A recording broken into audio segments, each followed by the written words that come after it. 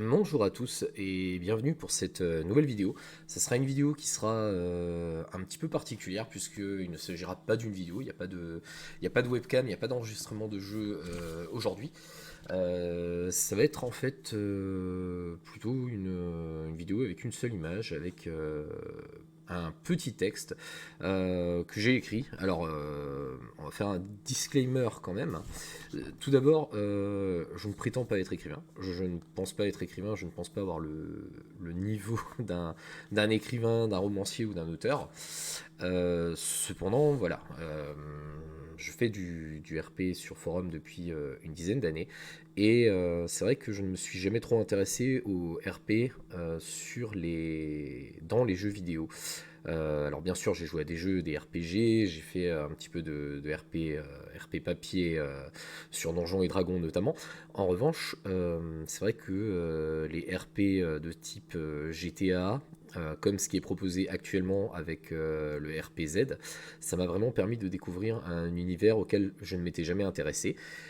Et j'y ai pris goût, je pense, grâce à plusieurs personnages. Peut-être les personnages les plus attachants, chacun se fera son avis. En tout cas, c'est les personnages qui, à moi, m'ont énormément plu. Ce sont des streamers qui, je pense, jouent très bien leurs personnages, font en tout cas tous les efforts pour que ce soit vraiment agréable de les regarder. Donc, je vous invite vraiment à aller voir leur live. Évidemment, les personnages en question que je vais illustrer dans ce petit, on va appeler ça une nouvelle, dans cette nouvelle, ne m'appartiennent pas, bien sûr. Ils appartiennent à leurs créateurs respectifs. Et donc, je pense que à partir de là, à peu près tout a dit. Encore une fois, je ne suis pas un grand auteur, il va y avoir des fautes de français, il va y avoir des fautes d'accord de verbe et ce genre de choses. Le texte a été écrit cette nuit à l'occasion d'une insomnie entre, je crois, 1 heure et 4 heures du matin. Donc j'ai écrit tout ça en... Enfin tout ça, non il n'y a pas tant, mais j'ai écrit ça en l'espace de 3 heures de temps. J'ai réussi à dormir un petit peu. Donc là je fais l'enregistrement avant d'aller travailler. J'espère que la vidéo sera publiée. Il faut savoir que ça peut être considéré comme du spoiler. Donc si vous voulez pas vous spoiler les aventures des personnages en question, n'écoutez pas, puisque dedans il va y avoir deux trois choses qui concernent les personnages qui sont réellement arrivés. En revanche, il y a une grosse partie qui est laissée à mon imagination. Je me suis permis de prendre énormément de liberté aussi sur les histoires, les passés, les personnages, notamment celui de Miguel. Et donc, voilà. Évidemment, je ne vais pas enlever les commentaires de la vidéo. Si vous avez des retours positifs ou négatifs, si vous aimez pas, si vous aimez, voilà. C'est un essai, c'est une toute première pour moi de publier ça de cette façon-là. Et donc, voilà. J'espère que vous saurez en tenir compte.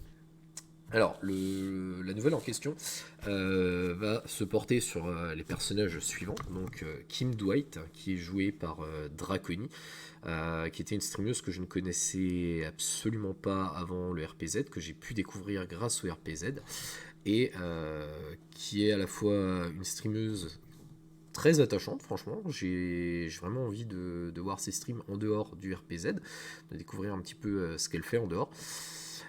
J'aime aussi beaucoup son personnage dans le sens où c'est un personnage qui est très nature, elle l'a expliqué elle-même, c'est un personnage qui lui ressemble énormément et ça se sent dans sa façon de la jouer. C'est très naturel, c'est très agréable. Ensuite, il y a le personnage de Tartine, qui est Hailey James, qui est un personnage que j'aime beaucoup parce qu'il est magnifiquement joué. C'est peut-être un personnage sur lequel j'aurais pas accroché s'il n'était pas aussi bien interprété par la streameuse.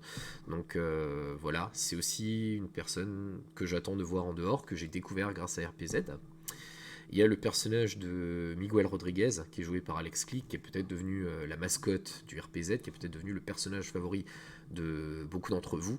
En tout cas, je sais que moi, personnellement, dans mes top persos, il va y avoir Miguel Rodriguez pour son accessibilité, sa façon de toujours aller vers les autres, la façon dont Alex le joue et permet à chacun de s'investir et de trouver sa place dans le jeu, c'est juste magnifique.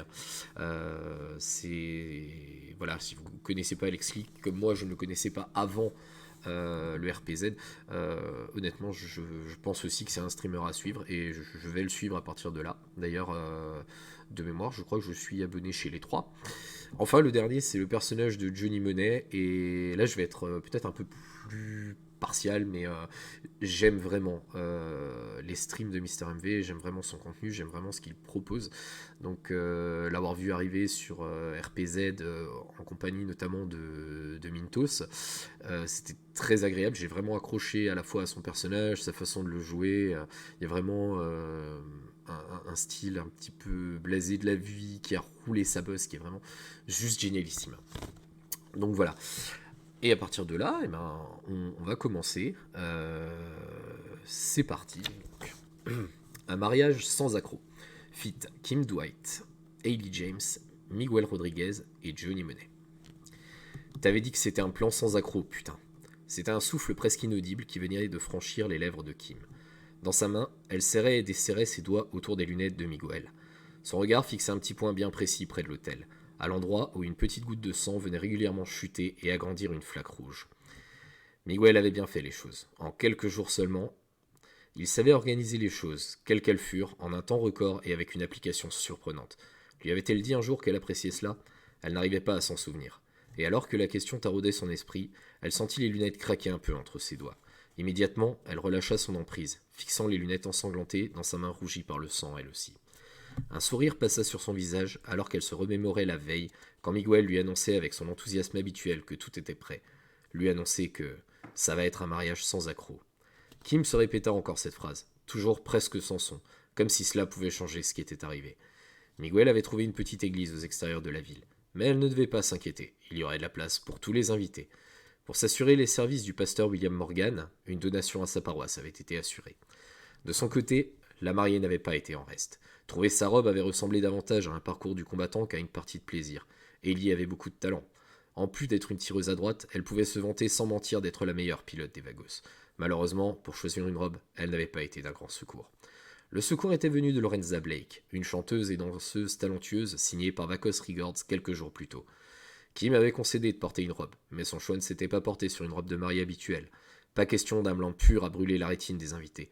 Elle avait choisi une robe aux couleurs jaune et noire. De son côté, Ellie s'était occupée de préparer la surprise que Kim réservait à Miguel. Elle lui avait trouvé un Uzi personnalisé aux couleurs des Vagos et au style si particulier que le marié aimait afficher. Et tout avait été ruiné en quelques secondes, bien trop vite pour comprendre ce qui était arrivé.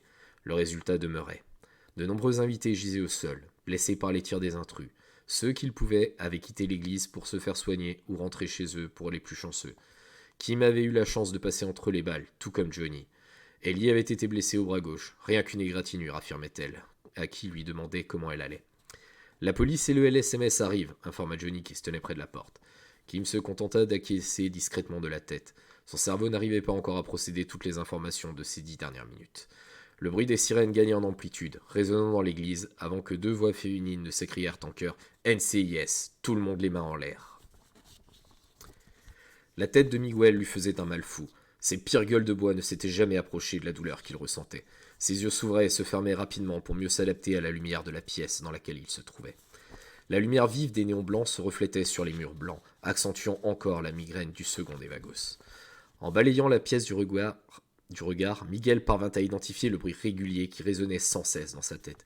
Juste une goutte d'eau qui s'échappait d'un tuyau et s'écrasait dans un seau en métal encore vide.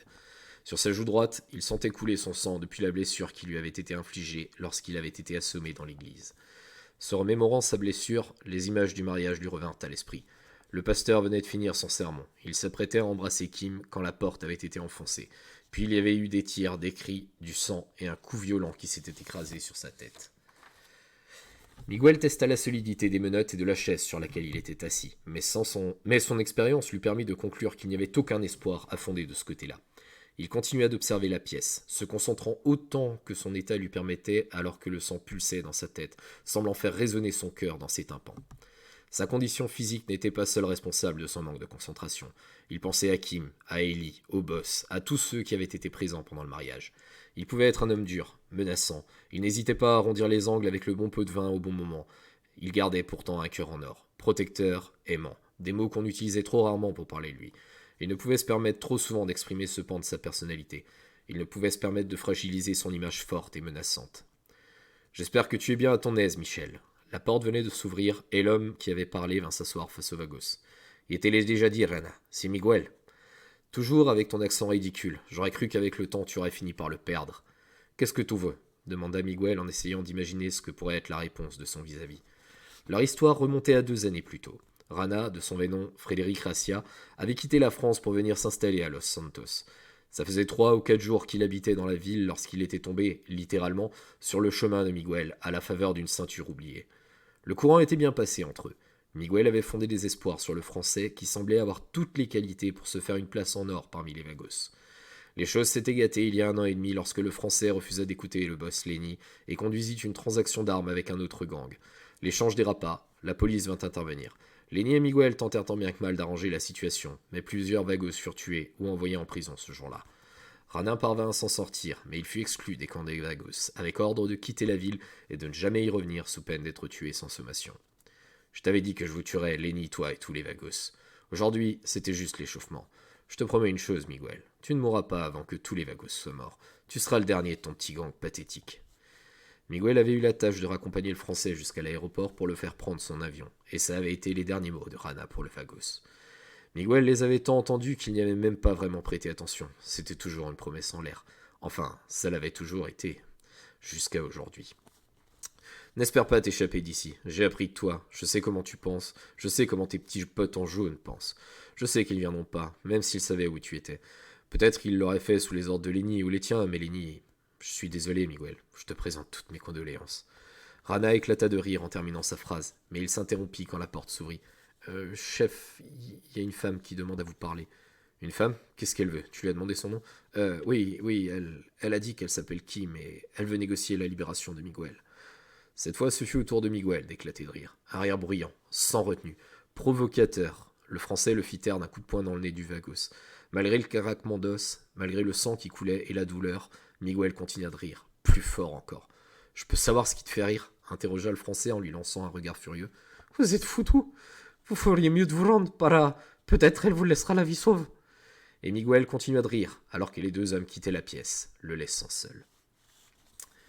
Le LSPD avait investi l'église. L'unité du NCIS avait réussi à ne taser personne, ce qui constituait déjà une petite victoire pour le capitaine Boyne qui menait l'enquête. Hélas pour le capitaine, les quelques personnes restées sur place qui étaient en état de parler ne collaboraient pas. En 1 heure, la police n'avait réussi à prendre que peu de choses. Des hommes armés étaient entrés et avaient ouvert le feu. Miguel avait été enlevé, et rien de plus. Bill Boyd n'en était pas à sa première enquête impliquant un gang comme victime. Il savait qu'il y avait peu de chances d'obtenir davantage d'informations, et il savait aussi qu'il y aurait des représailles. Avec Miguel disparu et le boss Lenny transporté en urgence à l'hôpital, dans un état critique, il n'y avait plus vraiment de chef chez les Vagos. Il espérait qu'aucun Vagos n'aurait une mauvaise idée sanglante et violente, mais il fondait peu d'espoir sur cette hypothèse. Il y allait y avoir des conséquences. Non, Béa, on ne fera pas de saigner à des personnes déjà vidées de leur sang. Cette phrase devint un signal dans l'esprit du capitaine. Il n'y avait rien à tirer à discuter avec les quelques rares personnes présentes. En revanche, il pouvait s'assurer que les blessés survivent. Il posa sa main sur l'épaule de Kim et tenta d'assurer une voix. Le LSPD fera tout ce qu'il peut pour retrouver Miguel et les tireurs. Il ne parvint à obtenir aucune réponse de la mariée et s'éloigna pour discuter avec le lieutenant Cook de ses premières hypothèses et conclusions. Kim se leva du banc, où elle était demeurée assise depuis que les tireurs étaient partis. Elle tenait toujours les lunettes de Miguel dans sa main et ne tarda pas à les mettre sur son nez en quittant l'église. Ses pas la menèrent vers Johnny Monet qui avait promis de l'attendre pour la ramener. Elle s'arrêta à côté du cinquantenaire qui venait de raccrocher son téléphone. Tu sais qui c'est? Ouais, apparemment c'est un ancien Vagos surnommé Rana. Il aurait juré de se venger de Lenny et Miguel pour l'avoir renvoyé du clan. Tu sais où on peut le trouver? Johnny hésita quelques secondes, mais il finit par répondre avant que Kim n'ait eu à répéter sa question. Mon contact va m'envoyer les coordonnées, mais de ce que j'ai vu, ils sont 10 ou 12 et on est un petit peu limité en personnel. Il y a bien les croûtes, mais c'est pas vraiment le haut du panier. Je veux les coordonnées dès que tu les as. Même sans voir les yeux de Kim, Johnny pouvait sentir l'intensité du regard de la jeune femme. Il devinait que ses yeux devaient lancer des éclairs et acquiesça. Ok, je vais voir si je peux trouver quelqu'un. On pourra peut-être filer une arme à Krusty le Clown, mais je suis pas sûr du résultat. Kim n'esquissa même pas un rictus. Elle regardait les coordonnées transmises par Johnny. Un ancien bowling abandonné en plein milieu de la ville. Il avait été fermé par le LSPD après une enquête concernant un trafic de drogue. L'endroit pas fait pour se terrer discrètement, pensa Kim en s'approchant de Ellie qui venait de terminer sa déposition avec le NCIS. La mariée signala à Ellie de la suivre un peu à l'écart où elle pourrait discuter sans crainte d'être entendue. Ellie, je vais aller libérer Miguel. Et si j'y arrive pas, je vais tuer un maximum de ces connards. J'ai pas le droit de te demander de venir, mais on prend ma caisse, l'interrompit la Vagos, le regard brûlant de détermination. Tu sais qui c'est, pas vrai?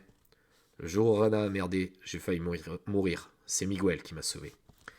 Ellie avait répondu alors qu'elle marchait déjà vers la voiture, suivie par Kim.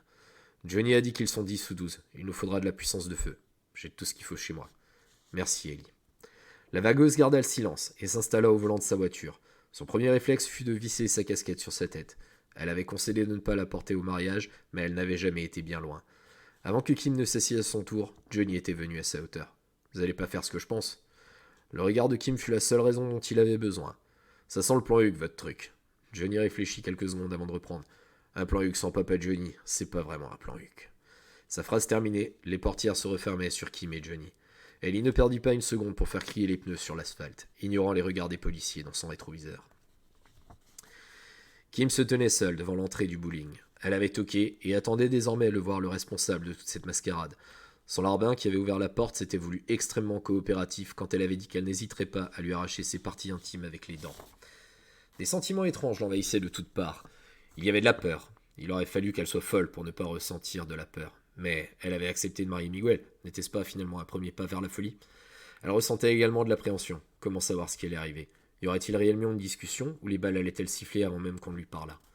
Il y avait aussi une forme étrange d'excitation qu'elle n'imaginait pas ressentir un jour. Son sang semblait bouillir, ses réflexes lui paraissaient exacerbés. Elle se semblait en pleine capacité, comme si rien ne lui était impossible à présent. Est-ce que Ellie ressentait ça à chaque fois qu'elle s'aventurait dans un plan foireux de Miguel? C'était grisant. Enfin, elle anticipait sur la satisfaction qu'elle allait ressentir quand ils seraient tous morts et qu'elle retrouverait Miguel. Elle ne pouvait pas échouer. En cet instant exact, malgré le danger, aucune de ses pensées n'envisageait l'échec. Ce plan était destiné à réussir. C'était un plan sans accroc. Kim Dwight, je suis extrêmement surpris de te voir ici. La jeune femme dévisageait l'homme face à elle. Il devait être dans la seconde moitié de la vingtaine. Il affichait un petit embonpoint qui déformait sa chemise et son gilet. Ses cheveux étaient soigneusement gominés vers l'arrière et sa moustache lui donnait un air ridicule. Kim fit tous les efforts qu'elle pouvait pour ne pas se moquer d'un sourire. Elle n'y parvint qu'en se concentrant sur sa colère. Tu dois être Rana. Sa voix avait été tranchante comme du verre, son intonation vindicative comme si elle le menaçait. Et c'était bien le cas. J'ai toujours détesté ce surnom que Miguel m'a choisi. On m'a dit que tu voulais négocier pour libérer Miguel. Je comprends pas vraiment. Il te marie de force et moi je t'offre une opportunité de te sortir de ce mariage. Mais qu'est-ce que tu fais? Tu viens ici, l'arme au poing pour le sauver. Kim ignora les paroles du français. Elle n'était pas venue pour discuter de sa relation avec Miguel, mais pour le récupérer, et si elle n'y arrivait pas, pour se venger. J'ai avec moi 50 vagos armés jusqu'aux dents et prêts à tout pour vous tuer pour ce que vous avez fait. Libérer Miguel sans faire d'histoire est votre seule et unique chance de vous en sortir vivant. Le français éclatait de rire. Il lui fallut quelques secondes pour se ressaisir. Kim Dwight, tu dois être bien nouvelle dans ce monde. Si tu avais 50 vagos avec toi, nous serions en pleine zone de guerre et pas en train de discuter. En plus de ça, qui est le chef des vagos en ce moment? Lenny, je l'ai tué. Miguel, je le retiens prisonnier. Toi peut-être. Il ne t'écouterait pas. Ellie, elle n'a aucune envie de devenir chef. C'est juste une droguée du danger. Ce qu'elle aime, c'est le terrain, prendre des risques. C'est juste une junkie sans ambition. Spoiler alerte, abruti. T'as raté ton coup avec Lenny. Il est vivant. Ça ne change rien. Tu es seul, Kim Dwight. Alors maintenant, retourne dans ton quartier de crétins en jaune. Profite encore un peu de la vie. Il n'y aura bientôt plus un seul vagos dans cette ville.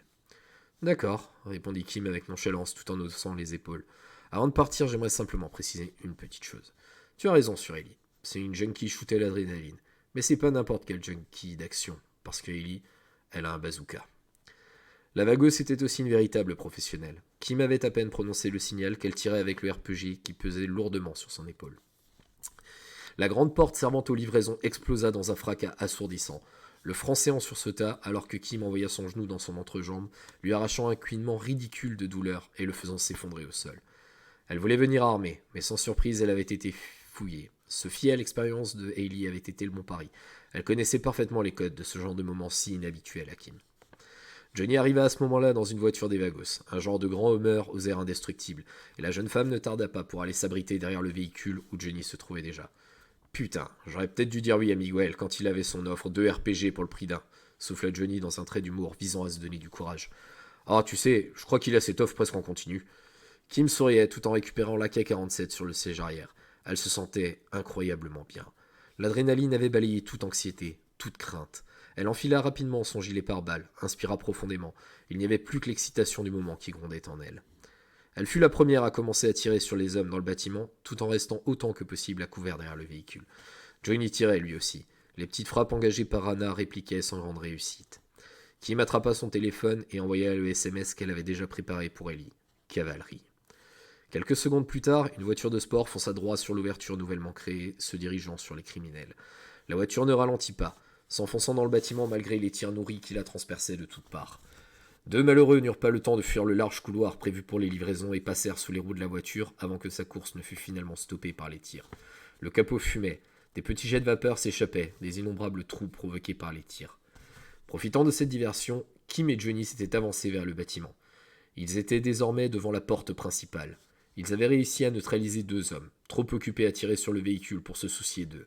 Rapidement, Ellie vient les rejoindre, un Uzi rose dans les mains, un cadeau que Kim lui avait fait pour son aide avec le mariage, le dernier ayant été confisqué par les forces de l'ordre et probablement aujourd'hui entre les mains du lieutenant Cook. Belle diversion, c'est quoi la suite demanda Johnny, pas trop sûr de la marche à suivre. On rentre dans le bâtiment, on les bute tous, on sauve Miguel, expliqua Kim avec simplicité. Et Rana est à moi. Ah, c'est encore un plan sans accroc, ça, commença Johnny qui commençait doucement à s'habituer à ces situations et ses plans bancals. Moi je l'aime bien, conclut Ellie avec le sourire tandis qu'elle enlevait la sécurité de son arme. Possédés par l'adrénaline et la volonté de sauver Miguel, ils entrèrent dans le bâtiment en tirant.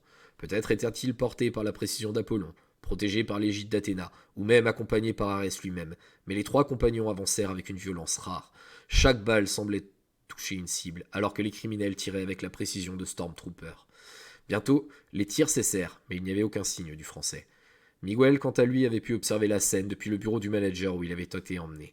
La pièce surplombait la salle principale du bowling où Kim, Ellie et Johnny avaient fait régner l'enfer pendant quelques instants. Miguel n'avait pas raté une miette du spectacle.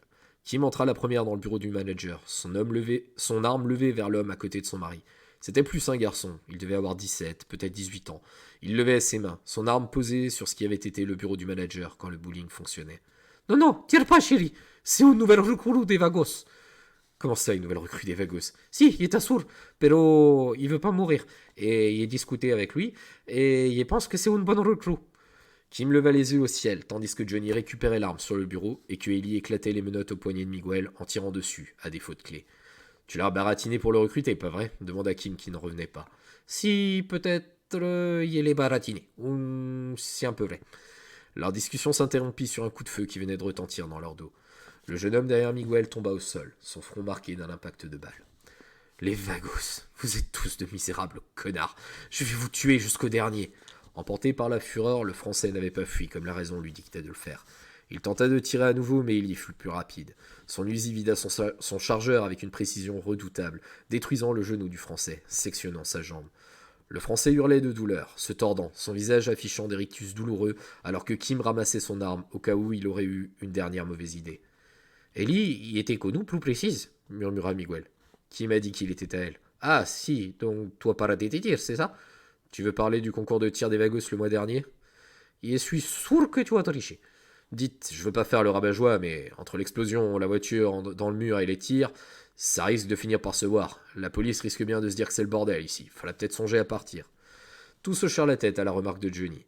Il était temps de partir. Il restait une dernière chose à régler pour Kim, pourtant. Elle se pencha au-dessus du Français qui avait finalement cessé de gémir et de se tordre de douleur.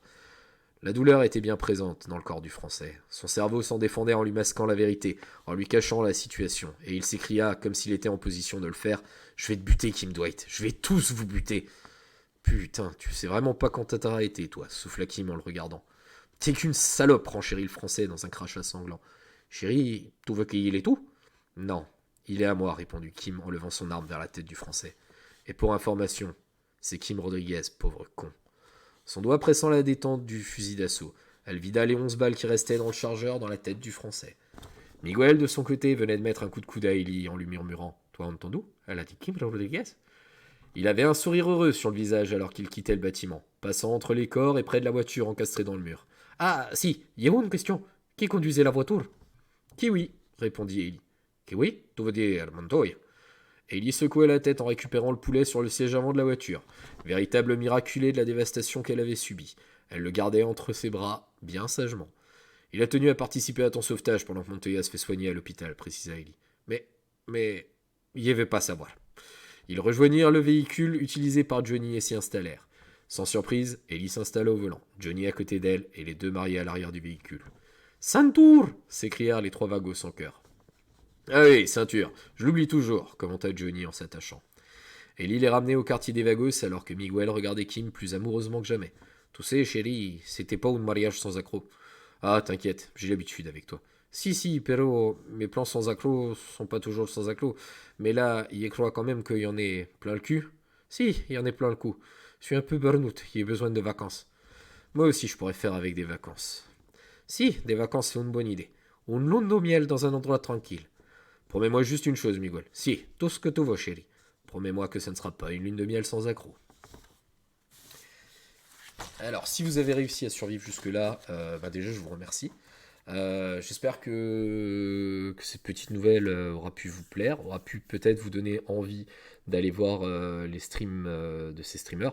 Alors malheureusement, le serveur GTA RPZ était un serveur temporaire qui va, si je ne m'abuse, s'arrêter ce soir à 23h59 et pas le 5 qui serait demain. En tout cas, moi je tenais à remercier tous ces streamers. Les streamers que j'ai cités, donc Draconi, Tartine, Alex Click et Mister MV, mais aussi les autres dont j'ai pas forcément parlé et qui ont participé à ce RPZ, notamment je pense à Pawns et Trinity qui jouent le NCIS, qui sont deux personnages vraiment fantastiques aussi. Le lieutenant Q que j'ai cité, je sais plus malheureusement par qui il est joué, mais qui est extrêmement bien joué également. Après, tous les autres personnages que j'ai pu citer, par exemple Béatrice du Tournesol, qui est jouée par Sushint. L'indic de Johnny, j'ai pas précisé, mais c'est qui est joué par AlphaCast, qui est GG Pichon, qui est aussi un personnage très agréable. Krusty le Clown, qui est en fait Donatello de Montbouillac, joué par Antoine Daniel, ou même à un moment donné, j'ai parlé de Frédéric Rassia, une référence pour ceux qui l'auront au JDG évidemment. Le JDG qui joue lui-même d'ailleurs le psychopathe Cox, qui est un personnage aussi extrêmement haut en couleur. J'ai cité Lorenza, qui est jouée par Ultia, qui ont vraiment mis en fait ces 2 dernières semaines beaucoup de bonheur tout simplement dans ma vie. Et pour ça, je voulais les remercier. Je voulais remercier tous ces streamers, Zerator bien sûr qui a mis tout ça en place, tous les admins aussi qui font un travail derrière le serveur qu'on ne voit pas forcément. C'est toujours un rôle un petit peu ingrat d'être un admin sur quelque chose de sur un RPG parce que on va pas forcément vous voir, que ce soit au niveau du travail que vous faites, de la surveillance, etc. C'est un travail qu'on voit pas, c'est un travail qui est invisible. Alors parfois, voilà, quand on joue sur ce serveur, on va avoir besoin de ces admins, et là on va se dire ouais, ils étaient là, ils ont fait un travail formidable, mais quand on n'a pas besoin d'eux, malheureusement, on voit pas assez leur travail. Et pourtant, ils sont là, ils font un travail absolument formidable. Dans ce récit, j'ai aussi essayé de me centrer sur quelques personnages. J'ai inventé un personnage, le fameux français La Grenouille, qui n'est pas un véritable personnage qui est joué sur le serveur. Et j'ai dû limiter un certain nombre de personnages, vu que voilà, je voulais vraiment rester dans une nouvelle et pas quelque chose de plus long, de plus construit. Mais c'est pas pour autant que les autres personnages, comme par exemple Inigo Montoya, que je cite rapidement, n'est pas un personnage que j'ai apprécié, ou même le boss Lenny, etc. Donc vraiment, un grand merci à tous les streamers qui ont participé à ce RPZ, et un grand merci à tous les streamers de façon générale, que ce soit des petits streamers avec 2 ou 3 spectateurs que je vais venir apprécier de regarder de temps en temps, très souvent. C'est vrai que je participe pas souvent, pas énormément au chat. Je suis un de ces viewers de l'ombre, mais c'est pas pour autant que j'apprécie pas en fait les streams. En tout cas voilà, merci à tous, merci d'avoir écouté, j'espère que ça aura pu vous plaire, j'espère que ça aura pu vous donner une once de bonheur, serait déjà largement assez pour moi, hein. Et voilà, je vais conclure comme d'habitude, je vous dis à tous bye, et je rappelle que bye, ça veut dire ciao en anglais.